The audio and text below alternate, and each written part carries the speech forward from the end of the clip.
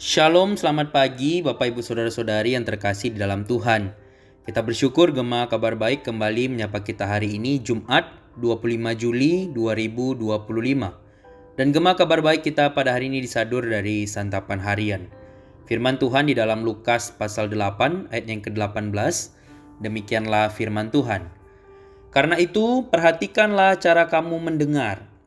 Karena siapa yang mempunyai, kepadanya akan diberi, tetapi siapa yang tidak mempunyai, daripadanya akan diambil juga apa yang ia anggap ada padanya.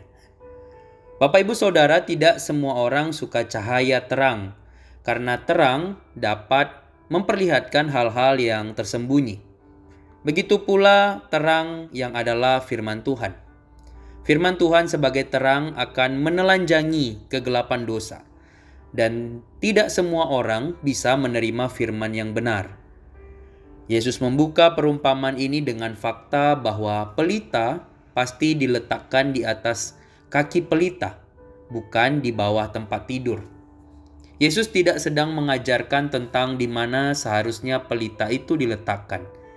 Yesus sedang menegaskan fungsinya, yakni menghasilkan cahaya. Tujuannya adalah agar setiap orang yang masuk ke dalam rumah dapat melihat cahayanya. Siapapun yang masuk dan melihat cahaya itu akan mendapati bahwa tidak ada yang tersembunyi. Semuanya terlihat baginya. Uniknya Yesus kemudian mengaitkan perumpamaan pelita ini dengan cara kita mendengar. Yesus memberikan perintah agar kita memperhatikan cara kita mendengar, yaitu mendengarkan firman Tuhan. Di sini sesungguhnya Yesus sedang mengajarkan kepada murid-muridnya dan juga kita betapa pentingnya untuk memiliki cara yang benar dalam mendengarkan firman Tuhan. Jika kita mendengarkan firman dengan benar, Tuhan akan terus menambahkan kepada kita kekayaan firman-Nya.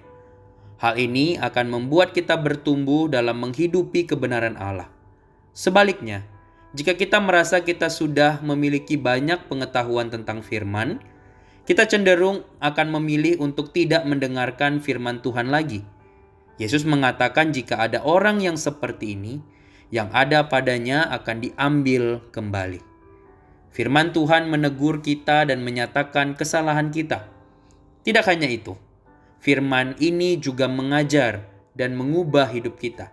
2 Timotius 3 ayat 16. Cara mendengarkan firman dengan benar akan mengubah hidup kita. Selanjutnya, kita akan diubahkan, dipulihkan, dan disempurnakan menjadi semakin serupa dengan Kristus. Bapak Ibu Saudara, milikilah kehausan akan firman Tuhan. Izinkanlah Tuhan mengupas dan menguliti keberdosaan kita. Dan hiduplah di dalam terang, sehingga kita menjadi terang. Amin kebenaran firman Tuhan, mari kita berdoa. Bapa di surga, kami bersyukur untuk hari yang baru yang Kau berikan kepada setiap kami. Kami juga bersyukur untuk firman-Mu pada pagi hari ini yang boleh kembali menyapa, melawat, menguatkan, dan menolong kami. Kami sungguh bersyukur Tuhan, melalui kebenaran firman-Mu hari ini kami diingatkan bahwa seharusnya kami sebagai anak-anak Tuhan haus akan firman-Mu. Tuhan, tolong kami supaya kami boleh terus punya kepekaan akan firman Tuhan. Kami terus rindu untuk mendengarkan firman Tuhan, dan kami terus rindu menghidupi kebenaran firman Tuhan itu.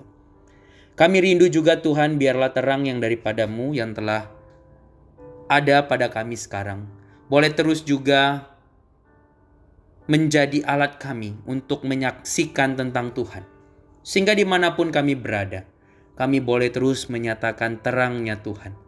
Dimulai dari hidup kami yang benar di dalam Tuhan. Dimulai kami yang punya kerinduan untuk mendengarkan firman Tuhan. Untuk kemudian kami terus-menerus hidup di dalam Engkau saja. Tuhan, pimpin perjalanan hidup kami. Terkadang kami lemah. Terkadang kami rapuh.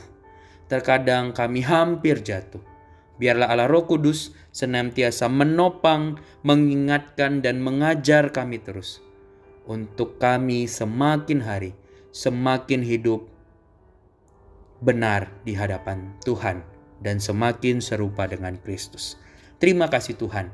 Kami menyerahkan kegiatan kami sepanjang hari ini. Engkau pimpin dan berkati.